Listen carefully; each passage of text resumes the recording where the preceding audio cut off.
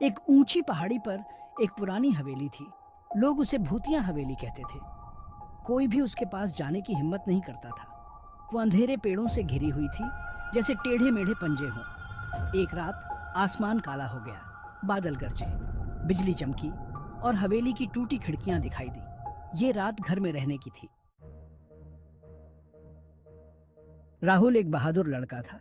उसे डरावनी कहानियां सुनना बहुत पसंद था। एक दिन उसके दोस्तों ने उसे डेयर दिया। हवेली में जाओ, उन्होंने कहा। 1 घंटा वहां बिताओ। राहुल अपनी हिम्मत दिखाना चाहता था। उसने डेयर एक्सेप्ट करने का फैसला किया। मैं जाऊंगा, राहुल ने घोषणा की। मुझे किसी भूत से डर नहीं लगता। जैसे ही सूरज डूबने लगा, राहुल हवेली की तरफ चल पड़ा। वो जितना करीब पहुंचता गया, उसे उतनी ही ठंड लगती गई। वो पुराने लोहे के दरवाजे पर पहुंचा। जब उसने उसे धक्का दिया तो वो जोर से चरमरा गया। राहुल ने गहरी सांस ली और अंदर कदम रखा। हवा भारी और स्थिर थी। उसकी रीढ़ की हड्डी में सिहरन दौड़ गई, लेकिन वो चलता रहा। हवेली अंधेरी और धूल भरी थी। हर तरफ मकड़ी के जाले लगे हुए थे। सन्नाटे में राहुल के कदमों की गूंज गूंज रही थी। उसने दीवारों पर अजीब परछाइयां नाचते हुए देखी। वो एक बड़े से कमरे में दाखिल हुआ। फर्नीचर हर तरफ बिखरा पड़ा था, सफेद चादरों से ढका हुआ। हवा में सीलन की गंध थी, जैसे कुछ पुराना और भुला दिया गया हो। अचानक हवेली में एक ठंडी हवा चली।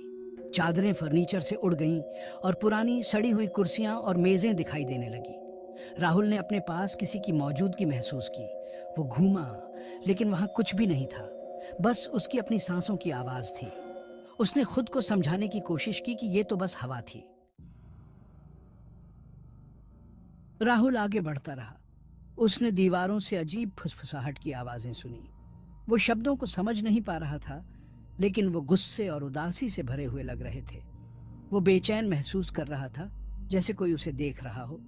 उसने वापस जाने के बारे में सोचा, लेकिन उसकी जिज्ञासा उसके डर से ज्यादा तेज थी।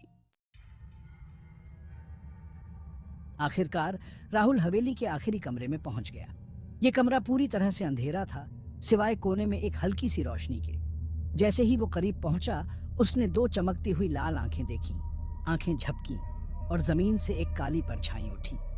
ये एक लंबी परछाई थी, पतली और धुंधली, लंबे नुकीले पंजों वाली। राहुल डर के मारे जम गया। राहुल चीखना चाहता था, लेकिन कोई आवाज नहीं निकली। वो मुड़ा और दरवाजे की तरफ भागा, लेकिन परछाई तेजी से आगे बढ़ी। उसने अपने पंजे बढ़ाए। अगली सुबह राहुल के दोस्त उसे ढूंढने गए। उन्होंने हवेली का दरवाजा खुला पाया, लेकिन राहुल चला गया था। उसे फिर कभी किसी ने नहीं देखा। गांव वालों ने कई दिनों तक राहुल को ढूंढा। उन्होंने हवेली और आसपास के जंगलों में उसकी तलाश की, लेकिन उन्हें उसका कोई पता नहीं चला। न एक भी पैर का निशान, न ही कपड़ों का एक टुकड़ा।